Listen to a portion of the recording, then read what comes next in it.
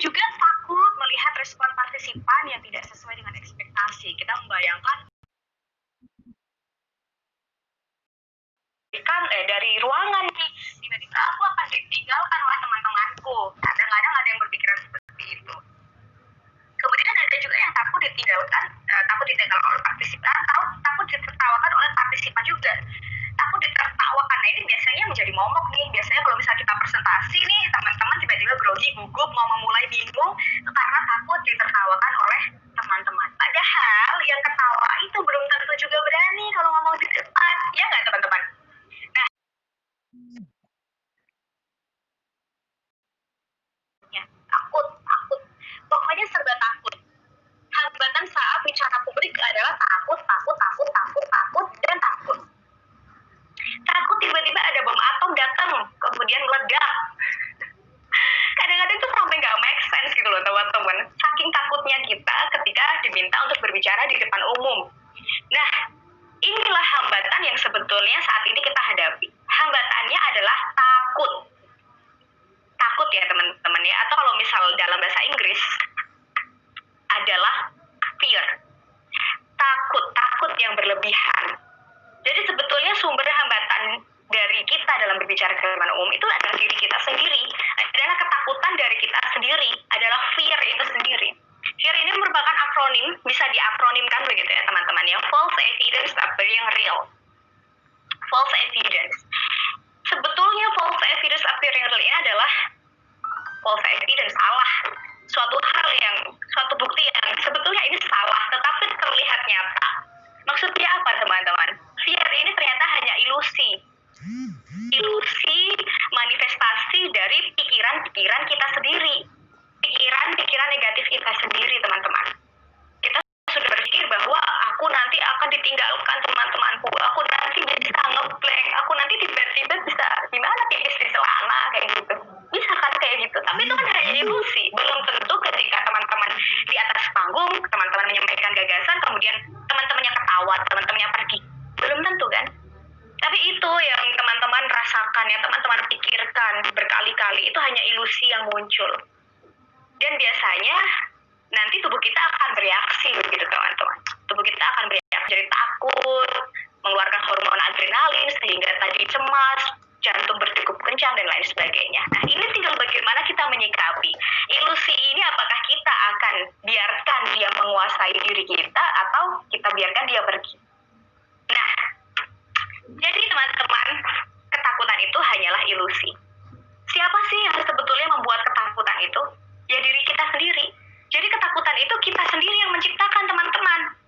Nah, karena ketakutan itu kita sendiri yang menciptakan, maka yang bisa mengobati, yang bisa mematikan adalah juga diri kita sendiri.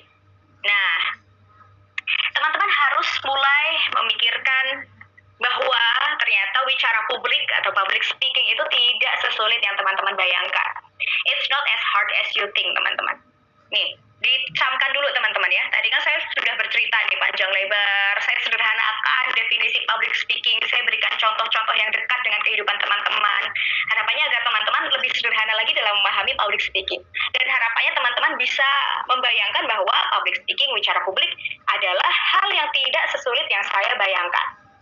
Oke ya teman-teman ya, di sini sudah tertanam ya di dalam diri teman-teman bahwa public speaking it's not as hard as you think. Nggak sesulit yang kalian bayangkan.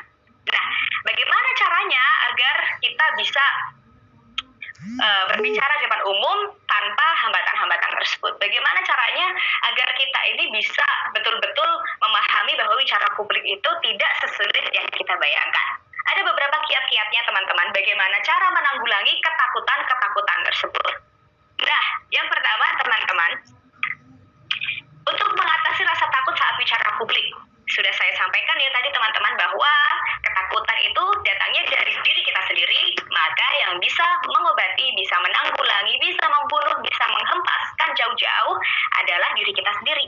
Maka yang pertama harus teman-teman lakukan adalah perbaiki pola pikir. Positive mindset teman-teman, tumbuhkan positive mindset. Mindset kita bahwa tadi public speaking itu di depan jutaan orang yang kita nggak kenal, sederhana. Itu berbicara di depan umum. bisa 3 orang, bisa 4 orang, tidak harus pakai mimbar, bisa di meja makan, bisa di kelas, bisa di bawah pohon rindang begitu teman-teman. Bayangkan saja yang bagus-bagus di pinggir sungai yang mengalir, ada pohon rindang, kemudian teman-teman menyampaikan gagasan, berdiskusi dengan teman-teman yang lain. Begitu. Nah, itu lebih sederhana. Pikirkan yang positif-positif, perbaiki pola pikir. Dan kita harus memahami bahwa grogi itu adalah hal yang wajar. Takut, gugup itu adalah hal yang wajar. Hanya bagaimana cara kita menyikapinya. Nah, pertama dan paling utama adalah kita harus memperbaiki mindset kita. Kalau tadi pikiran teman-teman adalah, aduh aku takut ditinggalin, aduh aku takut diketawain. Sudah, ganti semuanya. Sama-sama berpikir. Tapi kalau yang dipikirkan beda, maka respon tubuh kita juga akan berbeda, teman-teman. Pikirkan saja yang baik-baik. Aku pasti bisa. Aku yakin teman-teman pasti akan menyukainya. Aku yakin pasti aku akan berhasil. Gitu, teman-teman. Kita harus memahami itu. Perbaiki mindset. Saya punya quotes bagus nih, selalu saya sampaikan di kelas-kelas webinar saya begitu ya, dari Marie Curie, bahwa tidak ada dalam hidup itu yang perlu ditakuti, teman-teman. Yang ada hanyalah perlu dipahami. Ketakutan kita juga sama. Nggak ada dalam diri kita ini yang perlu ditakuti. Nggak usah takut misal teman-temannya pergi. Yang penting kita memahami aja, gimana sih caranya biar teman-temanku nggak pergi. Berarti aku harus menyampaikan dengan menarik. Berarti konten yang aku sampaikan, materi yang aku sampaikan harus membuat mereka itu merasa suka untuk mendengarkan aku sampai selesai. Contohnya gini, misalnya teman-teman yang cowok, misal Mas Erlangga, gitu ya, punya pacarnya marah. Gak usah takut kalau misal mau diputusin sama pacarnya. Yang penting Mas Erlangga paham aja, cewek tuh mintanya dipahamin. Sama kayak diri kita, mintanya dipahamin. Dipahami aja maunya apa. Diri kita maunya apa. Dan paham situasi dan kondisi. Gitu ya teman-teman ya, itu mindset, pola pikir pertama. Dan kemudian yang kedua yaitu, ini ada tambahan ya teman-teman ya, ini tips juga dari saya. Selain tadi memberikan afirmasi positif, pastikan teman-teman merasa tenang ketika berbicara di depan umum. Biasanya sebelum saya naik ke atas panggung, bahkan sebelum saya presenting masuk ke studio ketika saya siaran begitu ya, syuting, saya selalu mengambil waktu sebentar, sejenak begitu, untuk tarik nafas dalam, kemudian menenangkan diri, dan saya berdoa. Paling tidak dengan Bismillahirrahmanirrahim. Itu sudah cukup membuat saya tenang.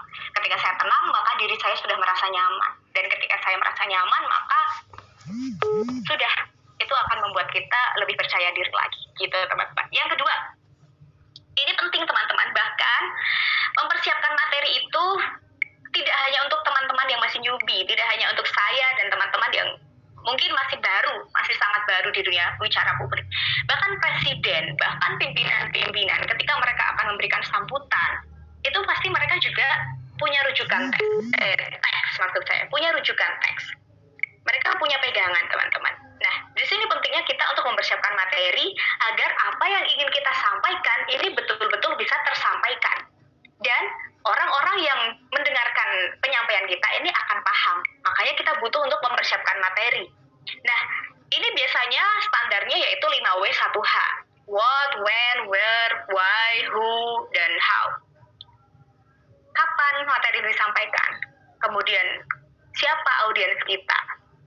Kemudian, apa yang ingin disampaikan? Dan kenapa ini harus disampaikan? Di mana kita menyampaikan dan bagaimana cara penyampaian kita agar materi ini bisa tersampaikan dengan baik dan audiens ini bisa memahami apa yang kita sampaikan.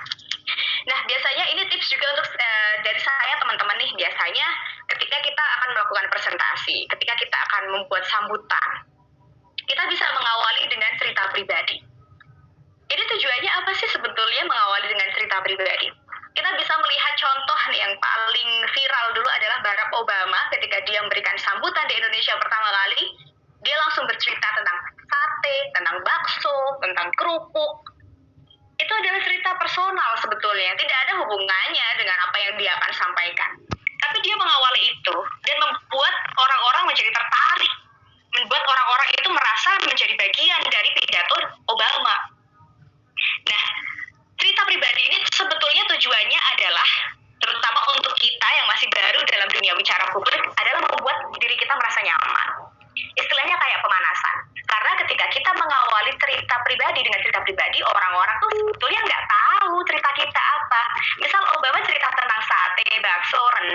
kerupuk, kita kan nggak tahu dia beneran makan apa enggak, ya kan? Kita kan nggak tahu dia beneran ngomong enak apa enggak. Siapa tahu dia makan bakso keloloten atau dia merasa katosen gitu kan, tapi dia menyatakan bahwa itu enak gitu. Nah di situ teman-teman, ini membuat kita nyaman, kita membuat kita tenang begitu ya dengan cerita pribadi. Dan teman-teman harus tahu target partisipannya siapa. Bedakan ketika teman-teman harus berbicara di depan anak SMA, ketika teman-teman KKN, berbicara di depan Karang Taruna, depan RT, depan dosen, dan depan pimpinan dan lain sebagainya. Ini harus paham gitu ya. Harus bisa empan papan teman-teman ya, kalau kata orang Jawa bilang. Kemudian selanjutnya tentu harus berlatih teman-teman. Ini adalah saran yang paling umum, yang juga paling bisa kita lakukan. Karena apa teman-teman? Sebetulnya public speaking atau bicara publik ini sama halnya dengan pelajaran-pelajaran lainnya teman-teman. Ini bisa dilatih, karena bicara publik itu merupakan sebuah keterampilan. Tidak hanya melulu soal passion, dia dasarnya udah berbakat, dia dasarnya udah ekstrovert, jadi dia bisa ngomong di depan umum. Tapi sebetulnya enggak teman-teman. Orang introvert pun bisa berbicara di depan umum. Karena public speaking, bicara publik itu adalah sebuah keterampilan. Gitu teman-teman, bisa dilatih, terus berlatih. Dan ini tips dari saya juga teman-teman, kita bisa berlatih di depan kaca. Tujuannya apa? Pertama, kita bisa melihat bagaimana kita ini terlihat di depan partisipan. How do we look? Bagaimana kita terlihat di depan audiens kita. Nah, kita kan jadi ketika kita hadir begitu betul-betul hadir di depan audiens, kita akan bisa membayangkan diri kita bahwa ketika saya ngomong, ternyata saya ngomong tuh udah cantik kok, udah proper kok. Jadi ketika ada audiens yang ketawa, kita sudah bisa membayangkan, enggak, dia ngetawain apa sih, orang aku cantik, orang aku udah bener kok ngomongnya, gitu. Gitu ya teman-temannya, berbicara bisa dilatih di depan cermin. Selain untuk melancarkan, menghilangkan belibet, kita juga bisa mengetahui seperti apa sih kita ini tampak di depan partisipan kita, gitu. Selanjutnya yaitu posisikan diri senyaman mungkin teman-teman. Berikan senyuman, berikan kontak mata. Senyuman ini sebetulnya tidak melulu senyum keberanian. Enggak. Kadang senyuman ini adalah masker terbaik untuk menutupi ketakutan. Karena ketika kita senyum, orang-orang akan menganggap bahwa kita percaya diri.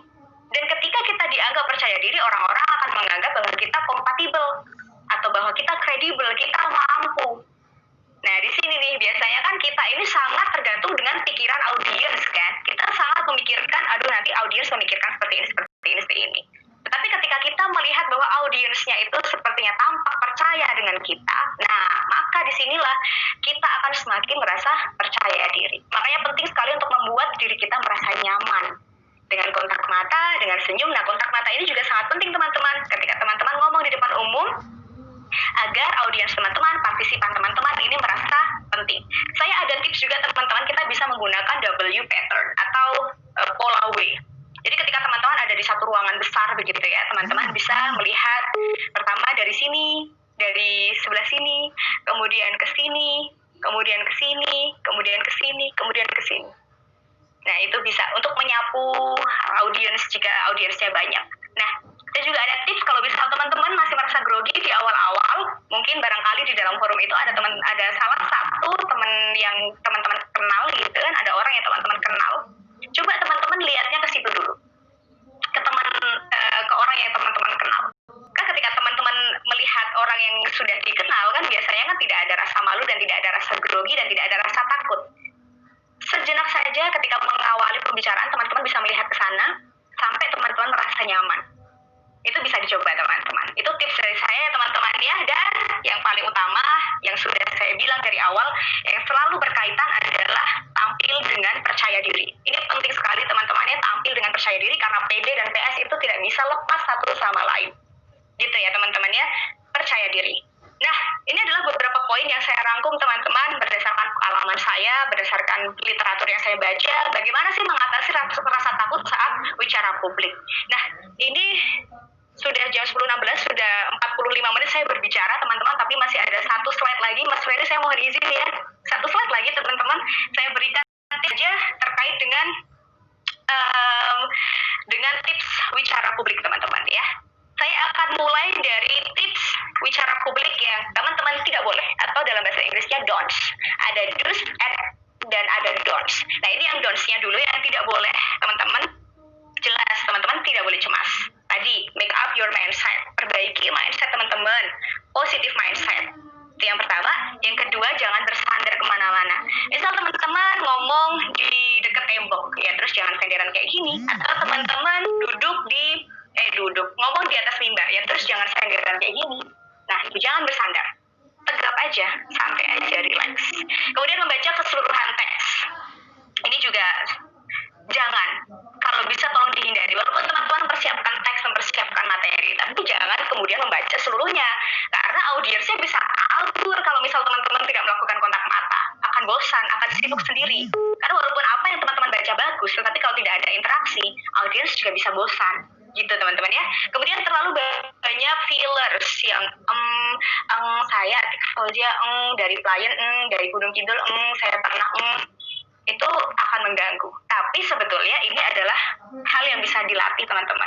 Kalau fillers ini teman-teman kuncinya hanyalah sering berlatih, sering ngomong. Cari kesempatan-kesempatan untuk ngomong. Yang organisasi silahkan ngomong, silahkan pimpin forum. Yang suka lomba-lomba kompetisi monggo. Ikuti dan cari kesempatan lebih banyak untuk berbicara di depan umum agar fillers ini bisa teratasi. Kemudian berdiri di depan proyektor ini lucu banget sih teman-teman, kalau misal teman-teman masih melakukannya, jangan sampai ya ada proyektor nyorot gitu kemudian teman-teman berdiri di situ jadi seluruh slide ketutup sama teman-teman, tuh jangan. Oke, dan tips selanjutnya itu yang boleh dilakukan atau yang sebaiknya dilakukan untuk melancarkan bicara publik teman-teman. Yang pertama, jelas tampil percaya diri.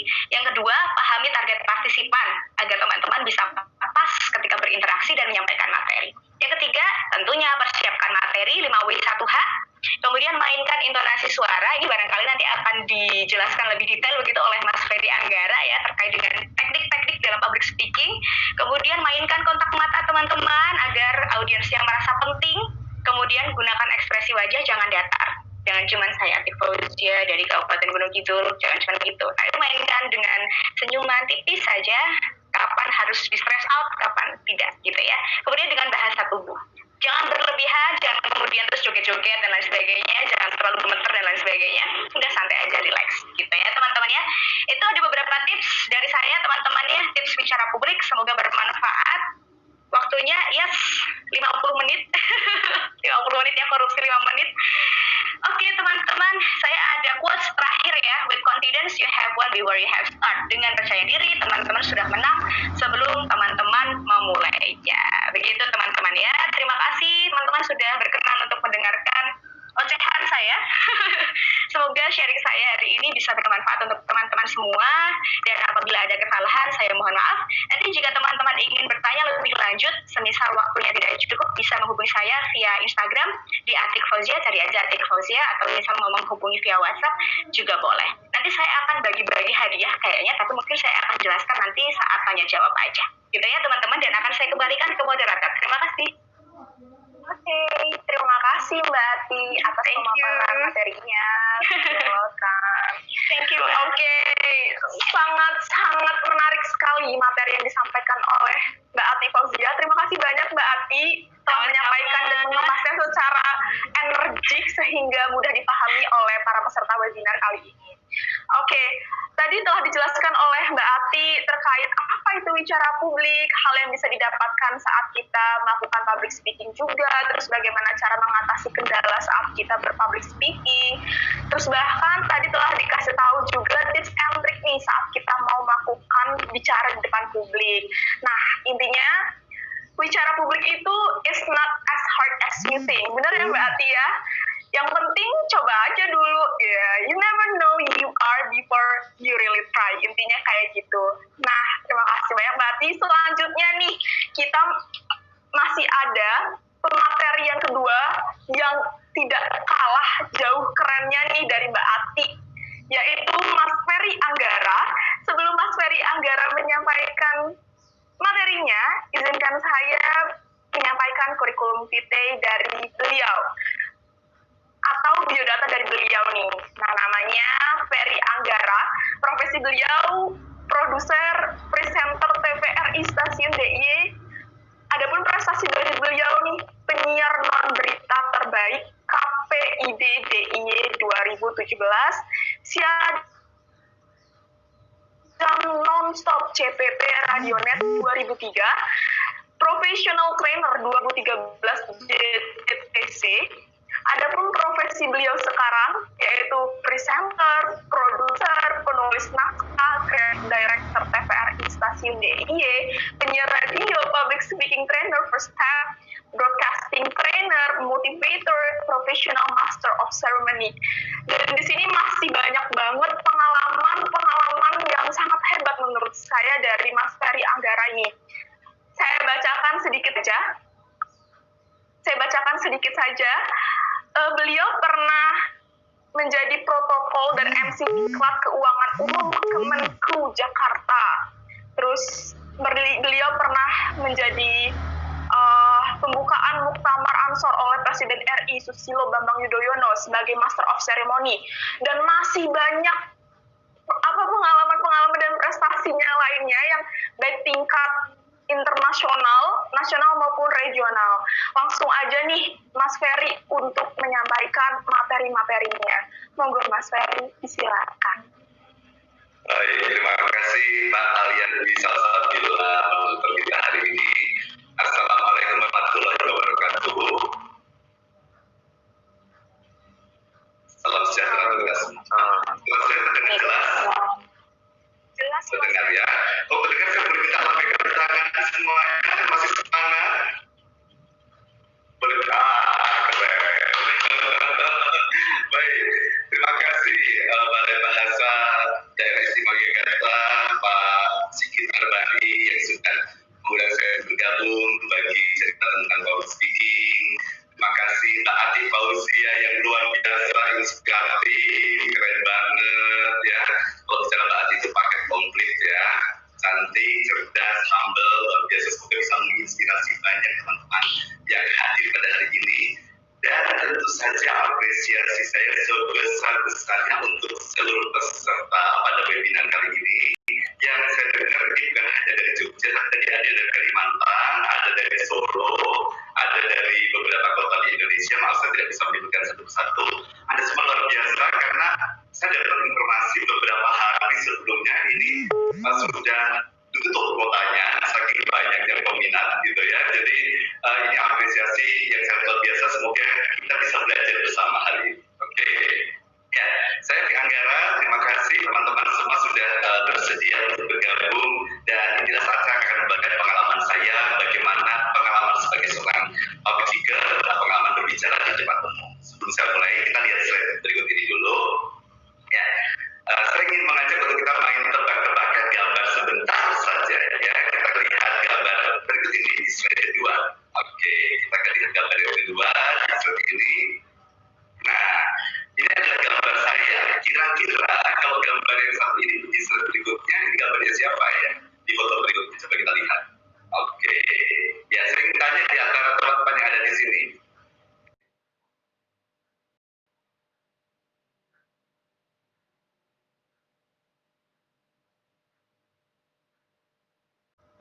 Yang pakai mikrofon dan yang baju putih, pasti bukan yang baju putih, bukan saya. Yang pakai mikrofon kayaknya. Yang pakai mikrofon, pegang mikrofon. Oke, ya. Jadi saya bersyukur karena saya mengenal dunia public speaking, berbicara di depan umum, atau kalau kita Indonesiakan bicara publik, ini sejak kelas 3 SD. Jadi kelas 3 SD saya ingat betul, saya sudah pernah menjadi MC ulang tahun teman saya, waktu itu ulang tahun ke-9, dan saya diminta untuk jadi MC. Kemudian ini foto saya SMP kelas 2, kita bikin acara Valentine's Day, saya kelas 2 SMP, ada acara Valentine's Day di Solo, karena saya dari Solo ketika SMP, ada